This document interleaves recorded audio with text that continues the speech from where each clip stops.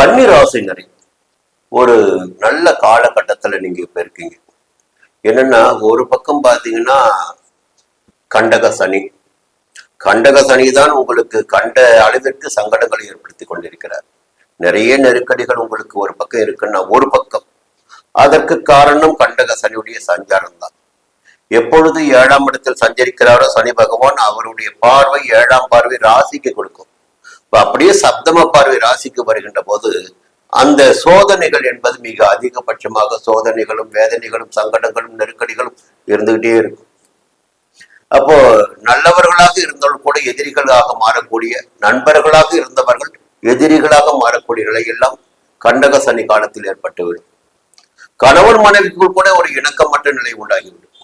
கண்டக சனி காலம் என்பது மிகப்பெரிய சோதனையான காலம். வாழ்க்கையில் ஒரு தனித்து நிற்க வேண்டிய காலம் என்பது கண்டக சனியுடைய காலம். நீங்க அப்படியே பாத்தீங்கன்னா அரசியல்வாதிகளை அப்படியே பின்னோக்கி பார்க்கலாம். இந்த கன்னிராசியில் பிறந்த அரசியல்வாதிகளுடைய நிலைமை இந்த நேரத்தில் பார்க்கலாம். சரி, அது ஒரு பக்கம்தான். ஆனா இப்ப ஏன் அந்த கதையை சொல்றேன்?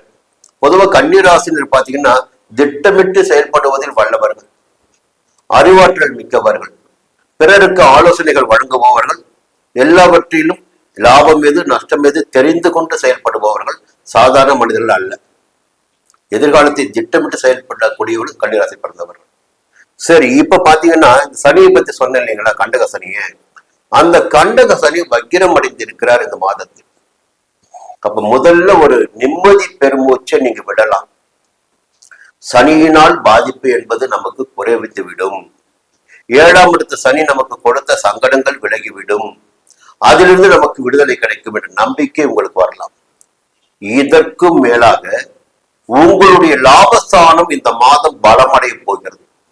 என்னன்னா ஆத்மகாரகனான சூரியன் உங்களுடைய லாபஸ்தானத்தில் சஞ்சரிக்கிற இந்த ஆடி மாதம் 1ஆம் தேதி தொடங்கி கடைசி நாள் வரை இந்த 32 நாட்களுமே உங்களுக்கு யோகமான நாட்களாக இருக்க போகிறது என்பதற்கு சூரியனுடைய சஞ்சாரமே ஒரு நமக்கு வழிகாட்டுதலாக இருக்கும், வழியாக இருக்கும், ஆதாரமாக இருக்கும். இப்ப பொதுவாக 11ஆம் இடத்தில் சூரியன் சஞ்சரிக்கின்ற போது அரசியல்வாதிகளுக்கு செல்வாக்கு உயரும். அரசு உத்தியோகத்தில் இருப்பவர்களுக்கு எதிர்பார்த்த இடமாற்றம், பதவி உயர்வு கிடைக்கும். நீண்ட நாட்களாக ஒரு முயற்சி செய்து வந்தும் வழக்குகள் போட்டும் நமக்கு கிடைக்காத பதவி உயர்வு என்பது இந்த நேரத்தில் கிடைப்பதற்கு வாய்ப்புகள் இருக்கிறது. மேலதிகாரிகளின் ஆதரவு கிடைக்கும். சுய தொழில் செய்து வருபவர்களுக்கு ஆதாயம் கூடுதலாக ஏற்படும். ஒரு புதிய முயற்சிகள் எல்லாம் இந்த நேரத்தில் எடுக்கின்ற போது அந்த முயற்சிகள் உங்களுக்கு சாதகமாகும். வரவேண்டிய பணம் வரும். அரசு வழி முயற்சிகள் சாதகமாகும். வெளிநாட்டு முயற்சிகள் சாதகமாகும். வேலை வாய்ப்பிற்காக மேற்கொள்கின்ற முயற்சிகள் சாதகமாகும். சூரியனுடைய சஞ்சாரம் இந்த மாதத்தில் உங்களுக்கு சாதகமாக இருக்கிறது. இந்த ஒரு சஞ்சார நிலையை உங்கள் வாழ்க்கையை வளமாக்கும். இன்னொரு பக்கம் பார்த்தீங்கன்னா யோகக்காரகன் போகக்காரகன் சொல்கின்ற ராகு சத்துரு ஜெயஸ்தானத்தில், ரூலர் ரோக சத்துரு ஜெயஸ்தானத்தில் சஞ்சரிக்கிறார். சமீப காலத்தில் பார்த்தீங்கன்னா ஒரு ஆண்டிற்கு மேலாக உங்களுக்கு யோக பலன்களை கொடுத்து கொண்டு உங்களை ஒரு இராணுவ வீரரை போல எந்த ஒன்றிற்கும் கட்டுப்படாத ஒரு மனிதரையாக உங்களை வாழ வைத்துக் கொண்டிருப்பவர் ராகு பகவான் தான். எதை பற்றியும் கவலை கிடையாது, யாரை பற்றியும் கவலை கிடையாது. என்ன வேண்டும் என்றால் நடக்கட்டும் என்ற எண்ணத்தோடு உங்களை நடைபோட வைத்துக் கொண்டிருப்பவர் 6ஆம் இடத்தில் சஞ்சரித்துக் கொண்டிருக்கின்ற ராகு. இப்ப ராகுவில் 6ஆம் இடத்தில் சஞ்சரிக்கின்ற வரையில் பாத்தீங்கன்னா தைரியம், தன்னம்பிக்கை, வேகம், விவேகம் எல்லாமே உங்களுக்கு இருக்கும். வழக்குகள் இருந்தால் வழக்குகள் வெற்றியாகும். எதிர்ப்புகள் இருந்த இடம் தெரியாமல் போகும்.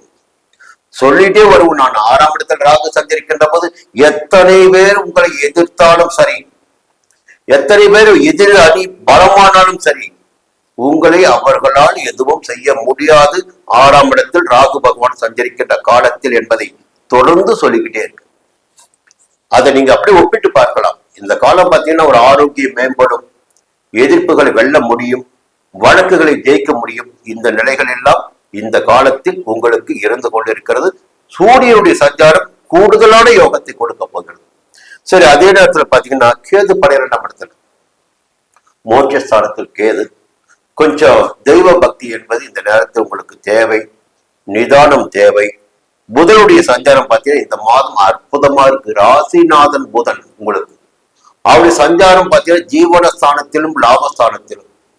அப்ப 2 இடங்களுமே இந்த மாதத்தில் பலப்படுகிறது. வேலைக்காக எடுக்கின்ற முயற்சி இந்த மாதத்தில் உங்களுக்கு ஜெயமாகும். வெளிநாட்டிற்கு வேலைக்காக போகின்ற எடுக்கின்ற முயற்சியும் உங்களுக்கு ஜெயமாகும்.